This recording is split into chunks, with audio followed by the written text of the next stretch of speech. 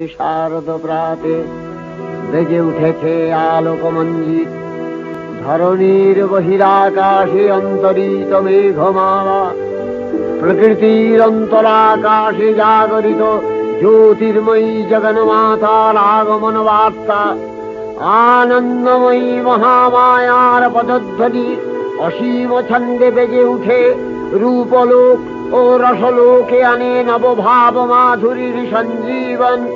তাই আনন্দিতা শ্যামলী মাতৃকার চিন্ময়ীকে মৃন্ময়ীতে আবাহন। আজ চিৎশক্তি রূপিণী বিশ্বজননীর শারদশ্রী বিমণ্ডিত